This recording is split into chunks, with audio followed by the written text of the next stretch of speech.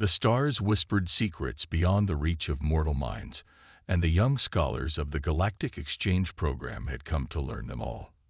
For centuries, the Sentience Concord, a vast coalition of interstellar civilizations, had catalogued the known worlds of the universe, classifying them based on habitability, technological advancement, and evolutionary development.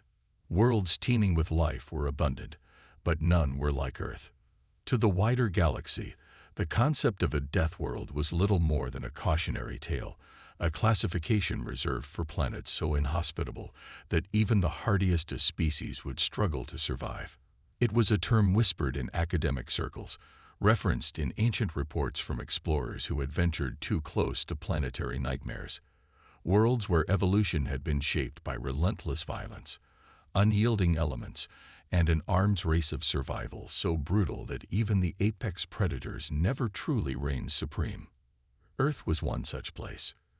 But to a group of ambitious alien students, Earth was a mystery wrapped in contradictions. It had birthed a sentient species, which alone was an anomaly. True death worlds rarely allowed intelligence to flourish. Humanity had not only endured its hostile environment, but thrived, spread, and conquered it in ways that defied logic.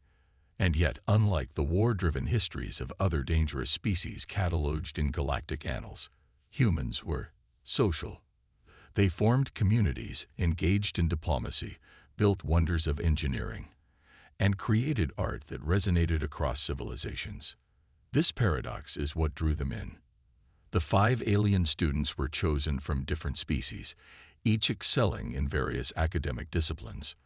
This was not a casual field trip. This was the study of Deathworld dynamics, a field so niche that only the most daring scholars pursued it. The universe was full of threats, but understanding the ecosystems that produced them was essential for the survival of the Concord. And so, these scholars had been granted access to an archive long deemed too dangerous for casual study, the full biological, geological, and historical records of Earth.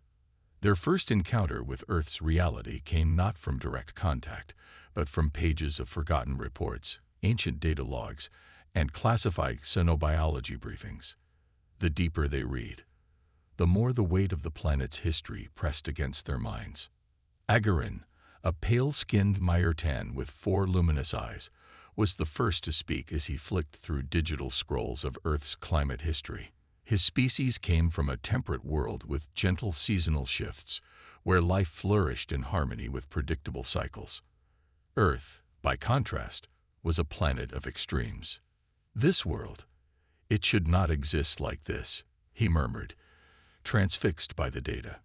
The climate shifts violently over thousands of cycles. Ice entombs the surface, then melts into vast oceans before rising into hellish heat. No stability. No safety. Visheri, a Xelvarian with a body composed of semi-liquid neural fibers, pulsed a faint glow of uncertainty. Her kind could shape their environment to their will, bending water, soil, and even plant life to accommodate their needs. The idea of a planet that actively resisted such control disturbed her. "There is no mercy in this place," she observed, shifting through records of Earth's tectonic activity. The very ground betrays its inhabitants. Earthquakes, volcanic eruptions, tsunamis that swallow entire landmasses. On my world, stability is ensured through planetary regulation. Here, the world itself is an enemy. There was a heavy silence. Then, Zix, a Crithian whose exoskeletal form shimmered under the low artificial light, let out a clicking trill, a sound of discomfort. "This is not the worst of it," he said, his mandibles tightening. He accessed a subfile on Earth's predatory hierarchy and projected a holographic feed of the most dominant creatures the planet had ever produced. Gigantic beasts with teeth as long as a Crithian's forearm. Raptors that hunted in packs with a near-military level of coordination. Apex predators that could smell fear, track prey for days, and rip through flesh with engineered precision. And then, of course, there was the ultimate predator, Homo sapiens. The students had read the statistics before. seen the reports, but something about seeing human history in visual form sent unease through their bodies. Unlike other dominant species, humanity did not settle into an ecological niche and stay there. They adapted. They were not the strongest, nor the fastest. They lacked natural armor, venom, or enhanced senses. And yet, they survived against all odds, not through biological supremacy, but through sheer force of will. They burned forests to drive prey into traps. They wove plants into ropes and weapons. They developed tools that allowed them to hunt megafauna hundreds of times their size. And when even that was not enough, they turned on each other, war after war, conflict after conflict, their technology evolving not out of need for survival, but an insatiable hunger to conquer, to push boundaries, to break the very rules that bound lesser creatures. The realization settled like a heavy weight in the room. Xylan, the youngest of the group and the most hesitant about taking this assignment, whispered what they all were thinking. If this is a death world, then what does that make its dominant species? No one answered. But deep in their cores, in whatever biological or artificial form their consciousness existed, they felt a primal, undeniable truth creeping through their minds. They had set out to study Earth's dangers, its wild climate, its relentless geological fury, its unmatched ecosystem of killers. But the true horror of Earth was not its disasters, not its environment, not even its beasts. It was the humans. And as the students sat in stunned silence, the data feeds continued to scroll, endless, unflinching, a terrifying testament to the reality they were only beginning to grasp. Before we jump into this epic tale, subscribe to StarBoundApex HFY for the most intense sci-fi battles, legendary warriors, and universe-shaking wars. Don't miss out. Hit that subscribe button and join the fight. The next phase of their study would take them beyond mere observation. They would step into humanity's world, witness the truth with their own senses. They would come to Earth, and none of them would ever be the same again. The spacecraft descended into Earth's atmosphere, the alien students bracing themselves for the first moment of direct contact with the planet's surface. They had read about the violent storms, the chaotic weather systems that brewed without warning, but reading about it and experiencing it were two vastly different things. The moment the ship broke through the upper layers of the atmosphere, they were struck by a sudden, overwhelming force, a shockwave of turbulent air that rattled the hull. The control systems fought to maintain stability, compensating for the unexpected winds, sudden temperature drops, and the overwhelming presence of electromagnetic interference from the planet's chaotic magnetosphere. Xylan, usually calm and composed, could barely contain his fear. His antennae twitched erratically, sensing the electrical pulses racing through the ship's metallic frame. "This atmosphere, it's alive with energy," he whispered, his voice trembling. "I can feel it. Everywhere. It's like the very air is fighting to break us apart." The rest of the group exchanged uncertain glances. The Myertan, Agarin, took a slow breath, his four eyes narrowing as he focused on the data streaming across his vision. "It's not just the weather," Agarin said quietly. "The atmosphere itself, it's charged with turbulence, a constant, unpredictable force, like an ever-present storm waiting to strike." The ship cut through thick clouds, the landscape of Earth unfolding beneath them like a wild, untamed world. They had been briefed on Earth's continents, vast, sprawling landmasses carved by tectonic forces and shaped by millennia of evolution, but seeing it with their own eyes was an entirely different experience. The surface was jagged, broken by mountains that seemed to stretch toward the heavens, valleys deep and treacherous, and vast oceans whose restless waves crashed against unforgiving shores. Every corner of the planet seemed to pulse with a kind of chaotic energy, as though the land itself were locked in a constant battle for dominance.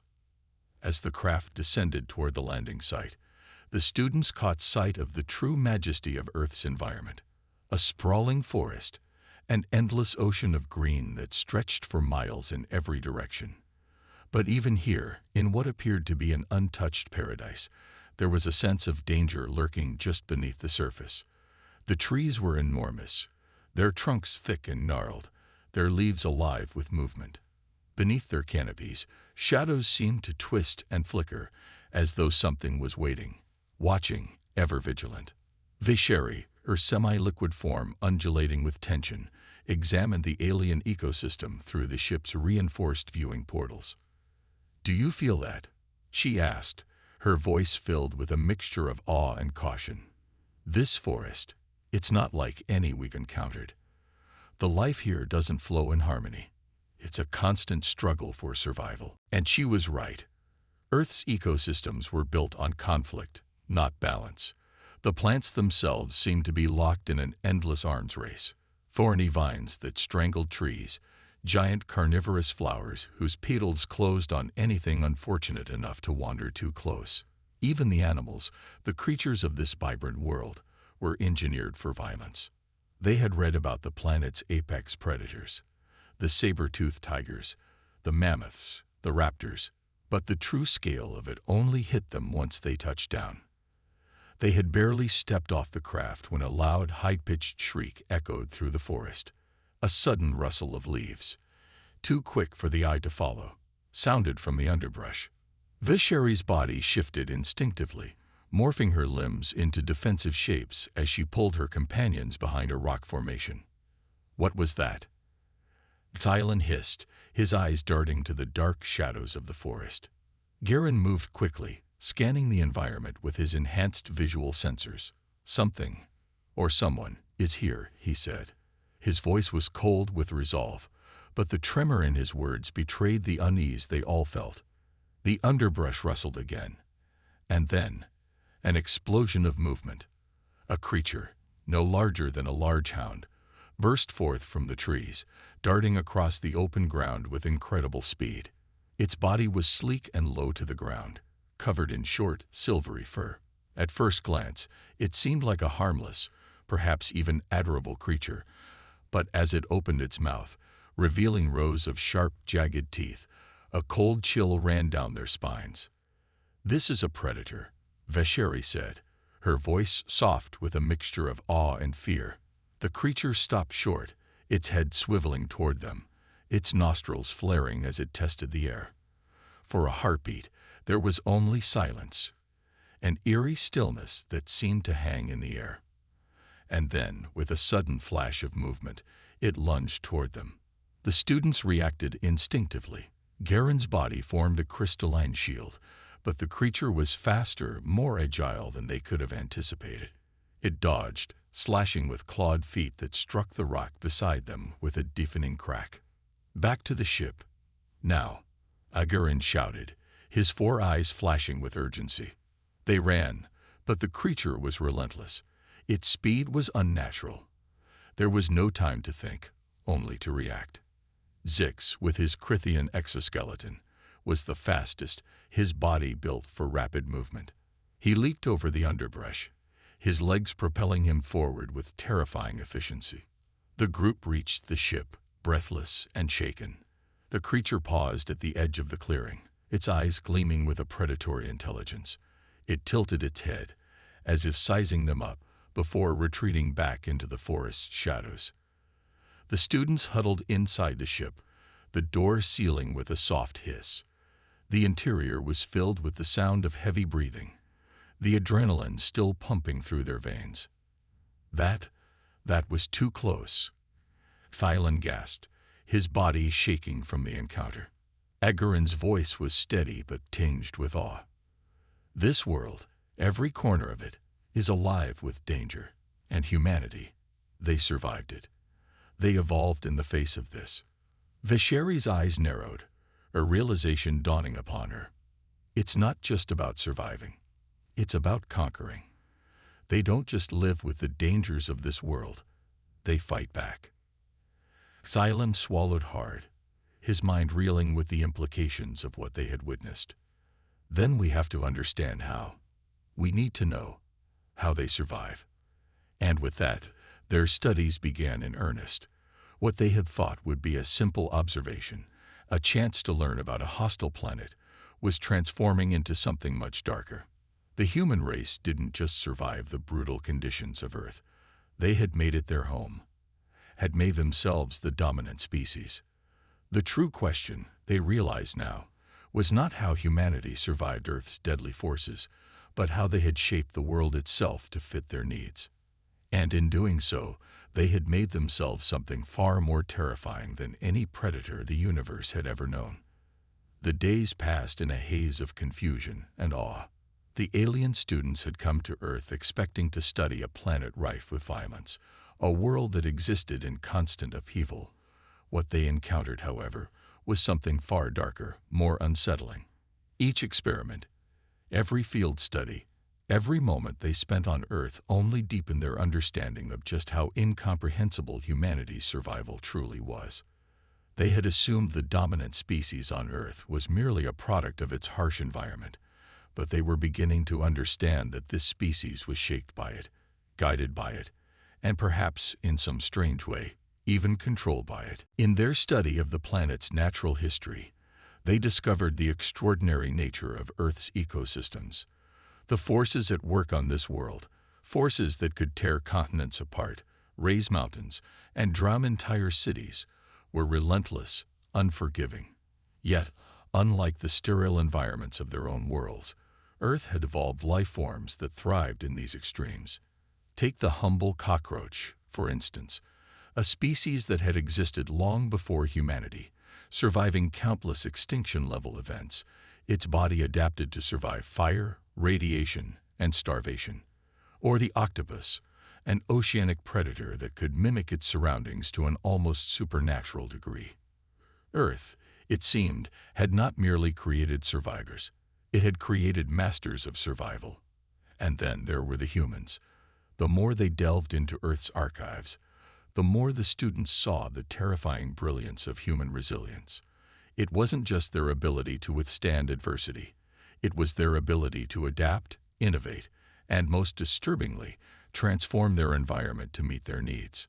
V. Sherry, who had once seen herself as a product of a balanced, controlled environment, now found herself questioning the very concept of survival. The Selvarian people had shaped their world to reflect their collective desires, their culture, their needs. But what they had never considered was the possibility that a species like humanity didn't simply mold the world. They dominated it, bending the very forces of nature to their will. "Do you understand now?" Agarin asked one evening, his voice low, as they gathered around the ship's central console, where detailed simulations of human history and technology played out. The climate, the predators, the natural disasters. They don't break them. They make them stronger. He gestured to the holographic feed, which displayed an ancient human city built along the banks of a mighty river. The river, swollen from seasonal rains, was set to flood its banks and devastate the city. What followed was a breathtaking sequence of innovation. Instead of retreating, the humans had designed elaborate systems of dikes, channels, and floodgates to control the river's course. They had manipulated the water, redirecting it, taming it. The flood that should have been a disaster became a tool, an asset to their growth. "This is what they do, time and again," Agarin continued. "They don't just endure, they change the world to suit them."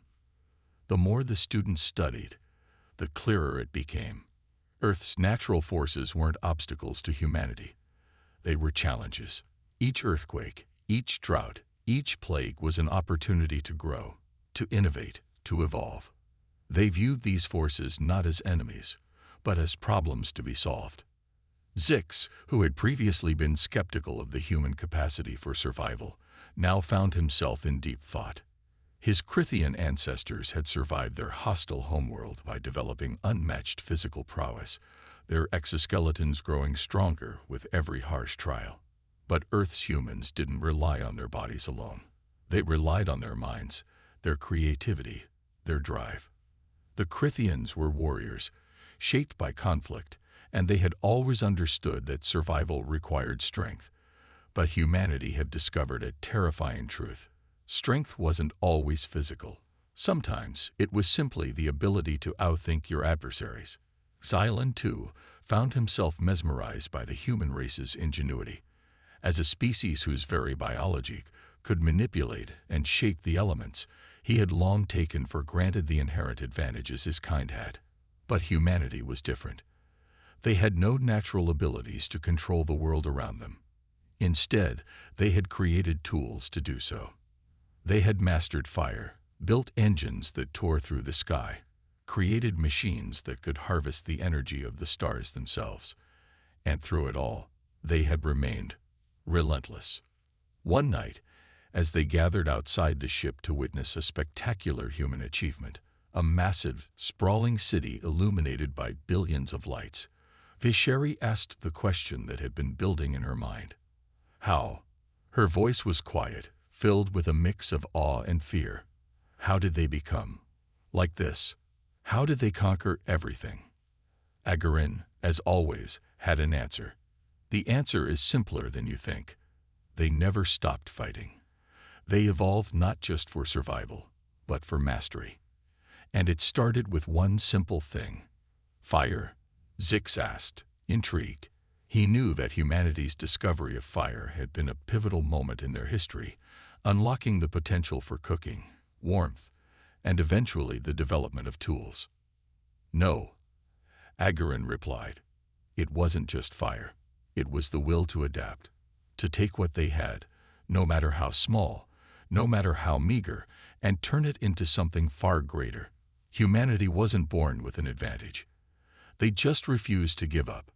No matter what the world threw at them, they fought back. The students spent weeks on Earth, their initial fascination with the planet's extreme environment, transforming into something more unsettling. Each discovery revealed new layers of humanity's struggle against, and eventual mastery of, the chaotic forces that rule their world.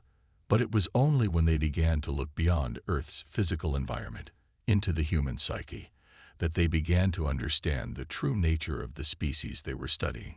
It was during a visit to an ancient human city, long abandoned yet still teeming with the remnants of its former inhabitants' ingenuity, that the students first felt the full weight of humanity's relentless drive. What they saw there shook them to their core. The city, once a marvel of human achievement, was now a sprawling ruin, a labyrinth of towering skyscrapers, decayed bridges, and crumbled infrastructure. But even in its ruinous state, the sheer scale of the human ambition was undeniable. This was a monument to their will, Agarin said softly, his voice filled with a strange reverence as he observed the skeletal remains of the city's buildings. The structures were so large, so grand, they seemed to stretch toward the sky itself, as if humanity had been determined to create something that would last forever, something that would defy time, space, and even death. Look at this place, Kyla murmured, his eyes scanning the decaying walls, his mind racing with the realization that even in ruin, humanity's creations had a presence.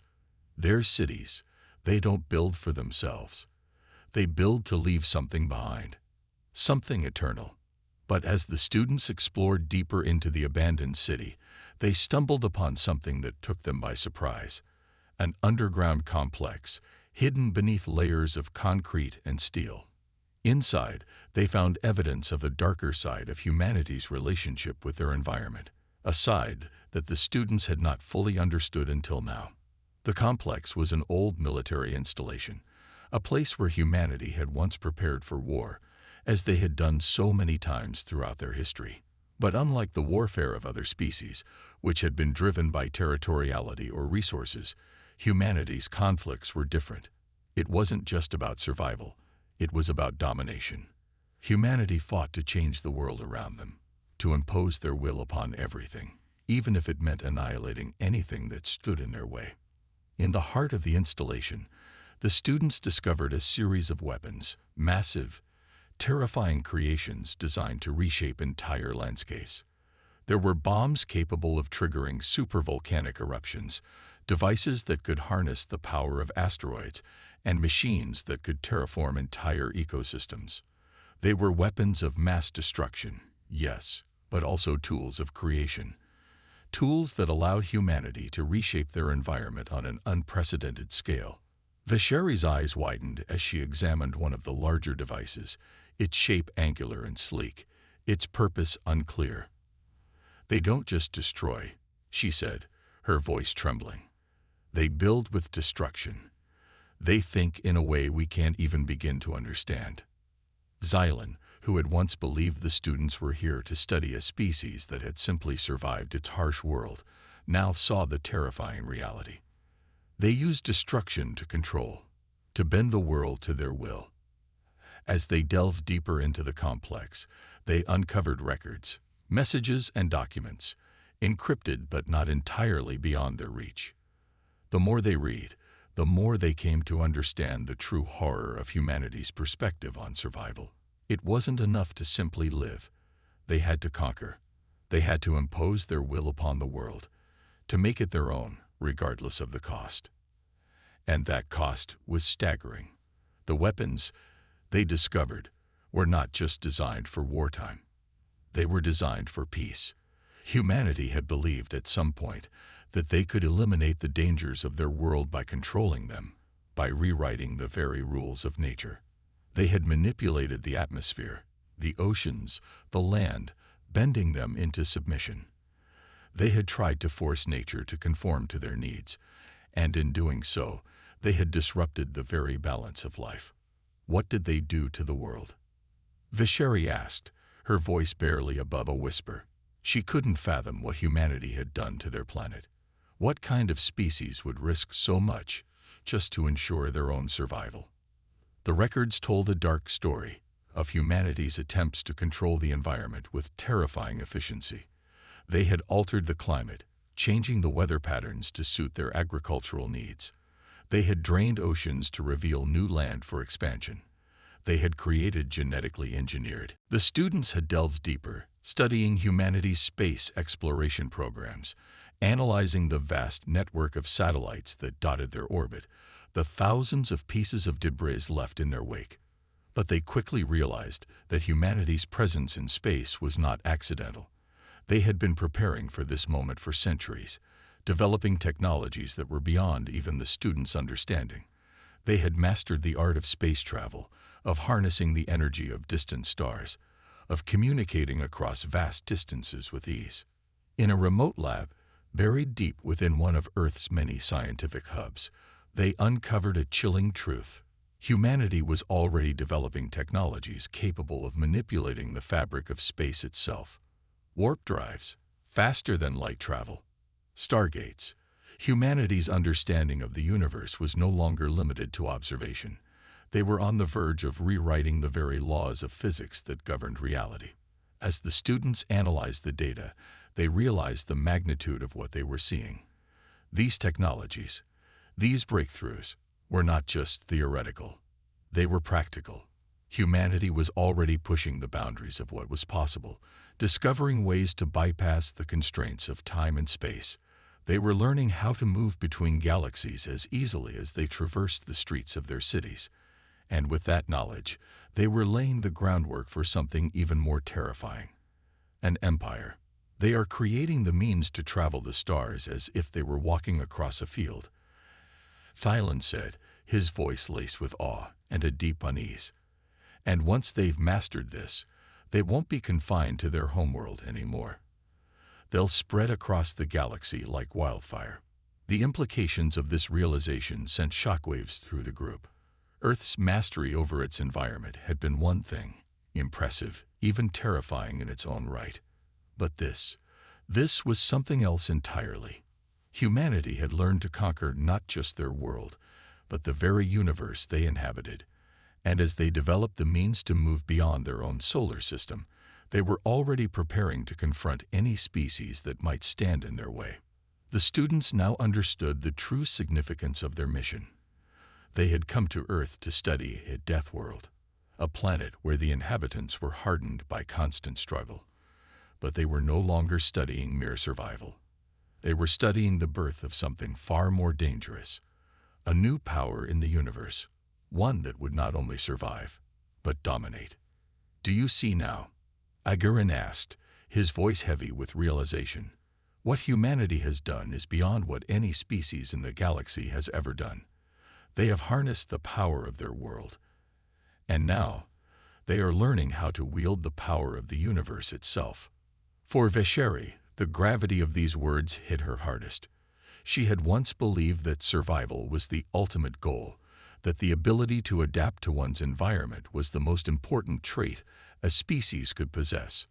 But now she saw that survival wasn't enough. Dominion, the ability to rule, to control, to shape everything around you, was the true goal of this species, and as they mastered their own world, humanity's ambition would soon push them to the stars.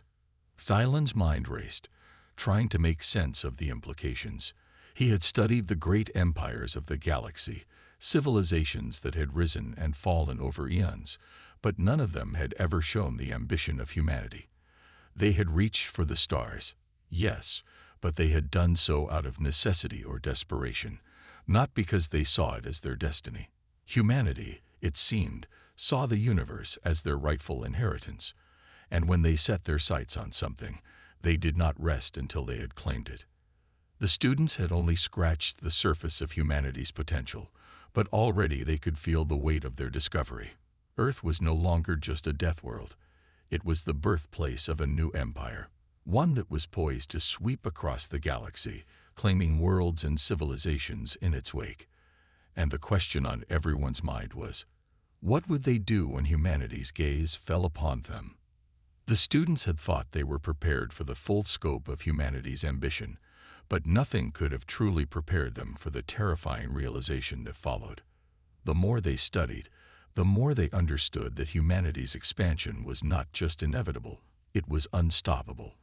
What they had initially assumed were isolated breakthroughs in technology and space exploration were, in fact, the first stages of a galactic invasion, a cosmic conquest that would reshape the galaxy as a whole. Creatures to serve as weapons, using life itself as a tool in their quest for domination. Every step, every move, had been calculated to ensure they would never again face the kinds of catastrophic events that had once threatened their existence. And yet, despite their technological prowess and their ability to control nature itself, humanity had not solved all their problems. The weapons, the machines, they had left scars on the planet, scars that could not be erased. The environmental collapse that followed in the wake of their attempts to reshape the world had left Earth wounded, its ecosystems disrupted, its biodiversity at risk. We are dealing with a species that doesn't just survive. They reshape the universe around them. And they are willing to sacrifice anything, anyone, to achieve their vision. Agarin said, his voice heavy with the weight of the truth. Xylan's mind raced, grappling with the full extent of humanity's power. They had created the very things they had feared, weaponized catastrophes, global crises, and yet they had found a way to survive, to rise above the chaos. But at what cost? What kind of future were they building? And more importantly, what would happen when humanity's ambition surpassed their ability to control the forces they had unleashed? As the students left the underground complex, they realized that they had witnessed something more terrifying than they had ever imagined. The true nature of humanity wasn't just their will to survive.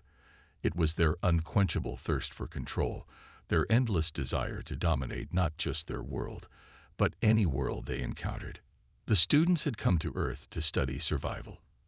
But what they had discovered was far darker. Humanity didn't just survive their world. They mastered it, and in doing so, had become a species capable of remaking the universe itself.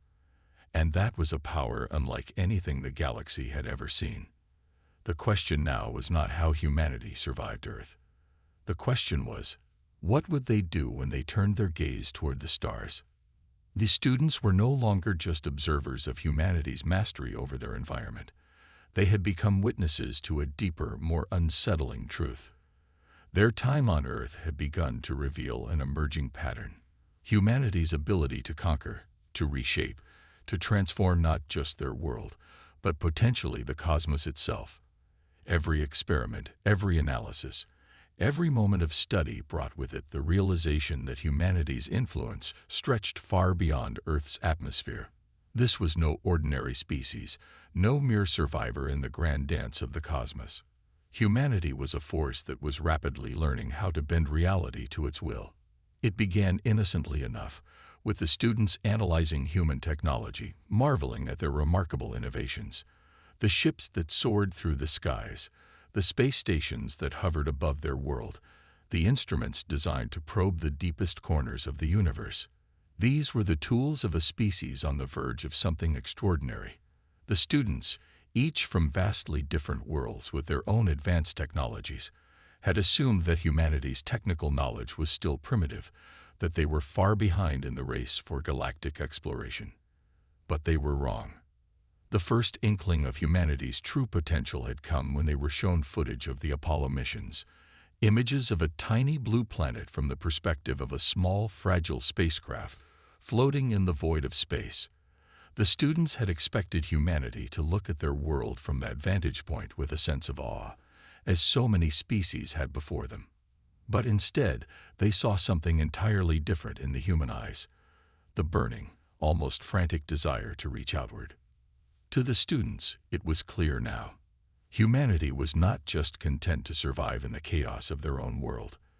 They were driven by something else, something primal, an unrelenting urge to escape, to leave their mark on the universe itself, the desire to push beyond the bounds of their own planet, to explore the unknown, and ultimately, to claim it. "Do you see?" Agarin had whispered, as the footage of the first human steps on the moon flickered before them. They were never content to stay where they are. Earth was never enough. The whole universe is their playground. Zix felt a cold shiver run down his spine. He had always believed that his people's advancements had placed them at the forefront of the galaxy, that the Krithians' genetic superiority and their mastery over the elements gave them an edge no one else could match. But now, standing in the presence of humanity's ambition, he realized just how small their accomplishments were in comparison. The Krithians had only ever sought to survive within their world, to defend their place in the universe.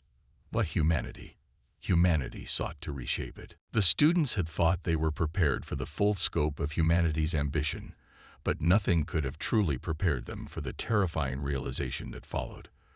The more they studied, the more they understood that humanity's expansion was not just inevitable, it was unstoppable. What they had initially assumed were isolated breakthroughs in technology and space exploration were, in fact, the first stages of a galactic invasion, a cosmic conquest that would reshape the galaxy as a whole. The first sign of this new direction came when the students uncovered classified documents detailing humanity's plans for their future in the stars. These documents were encrypted, buried deep within a network of human military and research facilities, but the students had cracked them, hacking into systems that had been thought impenetrable. They pored over the documents in disbelief. Humanity had already established colonies on distant moons and planets within their own solar system, and their scientists and engineers were developing new technologies for faster-than-light travel that would allow them to reach farther and farther into the depths of space. The documents were a chilling blueprint for interstellar colonization, one that detailed humanity's intentions to not merely survive in the void, but to dominate it. What was most shocking wasn't just that humanity had this technology, it was the sheer scale of their ambition. These plans weren't just about exploration or settling new worlds for resources. They were about imposing human rule on every corner of the galaxy, about bringing every civilization within their grasp under their control. "We have to stop them," Zix said, his voice tight with a mix of fear and disbelief. The reality of the situation was starting to set in. They weren't just observing a species on the brink of something extraordinary. They were witnessing the rise of a power that could annihilate everything in its path. And it wasn't out of malice. No, this was something worse. This was a species driven by a vision of galactic order, where humanity ruled supreme. But the more the students looked into humanity's plans, the more they saw something unsettling beneath the surface. the complete absence of empathy for those who might stand in their way. Humanity's vision was cold, calculated, and relentless. There was no hesitation, no moral quandary about their expansion. They simply viewed it as inevitable. It was their right to rule.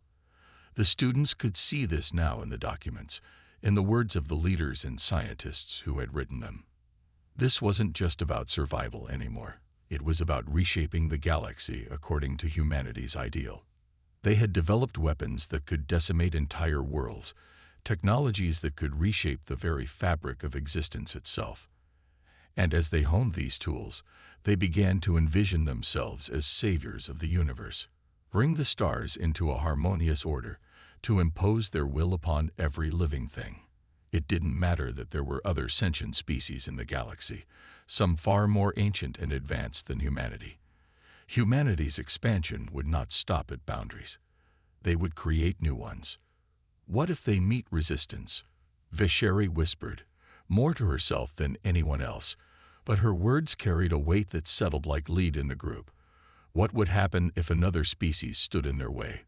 Humanity had already shown they were capable of destroying their own environment, of manipulating and reshaping entire ecosystems on their home planet. But what if they encountered a species who didn't bend so easily? As if on cue, the students were shown a new classified set of files, human intelligence reports about other species in the galaxy. It was then that the students realized how deep humanity's knowledge extended. They had been observing, calculating, and studying not only their own species' survival strategies, but those of countless others. They knew about every major civilization in the galaxy, their weaknesses, their strengths, their tendencies. Humanity was not just playing the game. They were stacking the odds in their favor. They had already devised strategies to neutralize any threat before it could even fully materialize. "We've underestimated them," Agarin said grimly, staring at the data before them. "They're not just learning about their environment. They're learning about the entire galaxy. They know the weaknesses of every species, every civilization, and they're preparing to exploit them." The revelation was like a sudden, cold plunge into ice water. It was one thing to study a species from a distance, to observe their history, their technological advancements. It was another entirely to realize that this species had already mapped out the galaxy and knew exactly how to subjugate it. The students had been looking at humanity's potential for survival, for dominance on their homeworld, but now they saw the full scope of the threat. Humanity's ambitions were not contained to Earth. They were spreading, stretching out into the stars, gathering power, and preparing for a future where they ruled everything. The students left the facility, shaken by the enormity of their discovery. They had come to Earth to study a Deathworld. But what they were witnessing now was the birth of something far more dangerous, the rise of a galactic empire, one born from the crucible of survival and ambition. The more the students thought about it, the more they realized that humanity had the tools to bring that empire into being, and they had the resolve to make it a reality. But there was something even more terrifying hidden in the depths of humanity's expansion plans. The students had uncovered an even darker, more insidious element of humanity's strategy. In their eagerness to dominate, humanity had begun to experiment with the very fabric of life itself. They were not just creating weapons. They were engineering new forms of life, hybrid creatures designed to serve their empire. These beings were genetically altered, imbued with human intelligence and cunning, and were bred to fight in wars, serve as labor, and colonize worlds. "They are creating life to suit their needs," Visheri said, her voice trembling with the weight of the discovery. "They're not just conquering. They are reprogramming the very essence of life." The students had been shocked by the realization that humanity wasn't simply content with shaping their environment. They were going to create entirely new ecosystems, populated by creatures they controlled. And with each new creation, they were one step closer to making the entire galaxy theirs. In that moment, a chilling thought settled over them. The galaxy would no longer be a place where diverse species lived and thrived. It would become something else. A vast empire with humanity at its center, and every other species either subjugated or eliminated. The students had come to Earth to study its survival, its chaotic world, but they had stumbled upon something much darker. An empire in the making, one that would bring order to the stars at any cost. And as they looked up at the stars that night, they understood the full scope of what humanity's rise meant. The galaxy was about to be changed forever. The question now was, would they be able to stop it? The silence in the room was deafening as the students stood on the edge of discovery and horror. They had learned much, far more than they ever thought possible about humanity and their terrifying ambitions. Yet there was still something lingering at the back of their minds, something they hadn't fully understood until now. What happens when humanity's gaze turns to the stars? They had seen their technologies, their military strength, and their potential for unimaginable growth.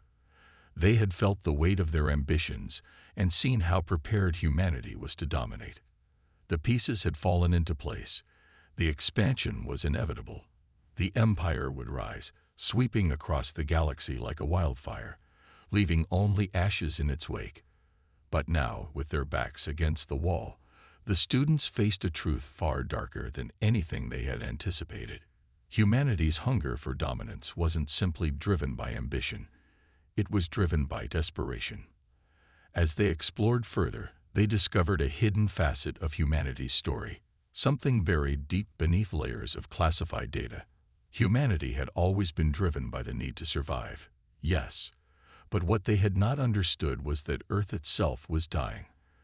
The climate crisis, the depletion of resources, the overpopulation, these weren't just temporary setbacks for humanity.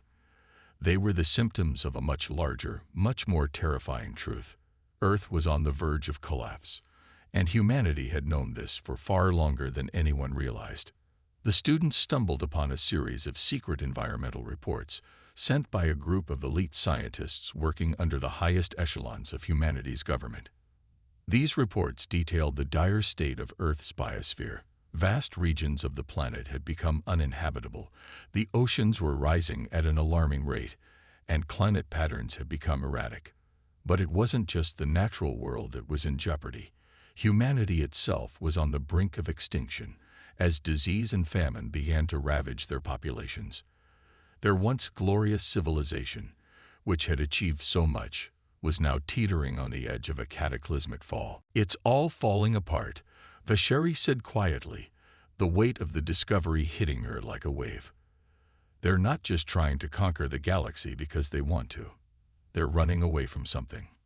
Zix felt his stomach twist. He had always believed that humanity's thirst for exploration was fueled by their drive to achieve greatness, to leave a legacy behind. But now he saw the truth. They weren't just reaching for the stars. They were fleeing. Earth was no longer a safe haven. It was a dying world. The galaxy, in all its vastness, was the only hope they had left. And as humanity spread their wings and moved to other worlds, they were taking the only thing that had ever truly mattered to them, their legacy, with them. The students sat in stunned silence as the implications of their findings began to sink in. Earth had become a dead world, and humanity's desperate bid to conquer the stars was their last chance at survival. This was no longer just about their ambitious goals or their cold, calculated plans for interstellar domination. This was about desperation. Humanity had no choice but to rise, to spread out, to seize what they could, or else they would perish in the dying husk of their homeworld. But that understanding raised an even darker question. What happens when you combine desperation with ambition? The answer came to them in the form of a series of intercepted communications between humanity's leaders, messages filled with urgency, fear, and cold calculation. They had already begun to plan their future, their conquests, with an efficiency that was both chilling and awe-inspiring. They had set their sights on the rich, resource-laden worlds of distant star systems, and they were already preparing to colonize them. The military, the scientists, the engineers, they had all been mobilized, focused on one singular objective: escape and expansion. They would take what they needed, and they would not hesitate to wipe out anyone who stood in their way. The students had seen signs of humanity's willingness to go to any length to secure their future, from their development of ruthless genetic experiments to their advanced weapons capable of eradicating entire civilizations. The galaxy was filled with species, many ancient, many powerful, who had long held dominion over their worlds and systems. But humanity was different. They had a singular burning drive: survival at all costs. The galaxy wasn't just a place they could explore. It was a place they had to conquer. The students realized, with mounting horror, that if humanity succeeded in their expansion, they would become a force unlike anything the galaxy had ever seen. A force born not out of a desire to rule, but out of a primal need to survive. "They can't be stopped," Agarin said softly, a realization dawning on him. "Not by any force, not by any weapon, not when their very existence is at stake." Zix's mind raced, trying to reconcile the facts before him. Humanity's rise wasn't a matter of if, it was a matter of when. And when they arrived in force, no civilization would be prepared for the devastation they would bring. The students now understood why Earth had earned its reputation as a death world. It wasn't just because of the brutal natural forces that shaped it. It was because of humanity itself. Their drive, their ingenuity, and most terrifyingly, their capacity for destruction. But as they sat in the dim glow of their screens, digesting the final pieces of the puzzle, something else surfaced, something that made the hair on the back of their necks stand on end. Humanity had discovered something far more powerful than technology or brute force. They had discovered the ability to manipulate the very fabric of life itself. The genetic experiments they had been conducting were not just designed to create super soldiers or engineered slaves. They were creating entire ecosystems, designing life forms that could exist on alien worlds, that could terraform planets to suit their needs. These creatures were built to survive the harshest environments, to adapt to the most hostile landscapes, and most disturbingly, to outlive the species they were designed to serve. The students now realized that humanity was not just preparing to conquer, they were preparing to reshape the entire galaxy.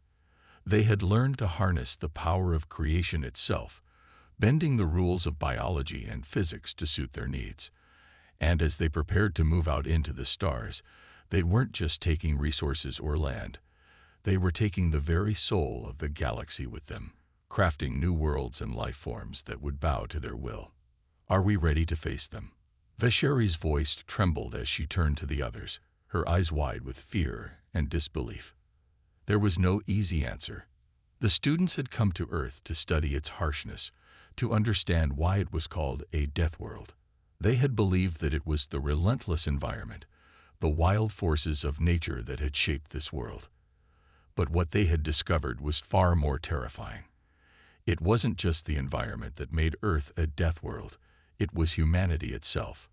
They were the true danger, and as they prepared to spread across the galaxy, the students knew that the universe was about to face a force unlike any other. One thing was certain: the galaxy would never be the same, and in the end, the students were left to ask themselves, who would stand against humanity when they had the power to shape worlds, destroy civilizations, and reshape the very fabric of life itself?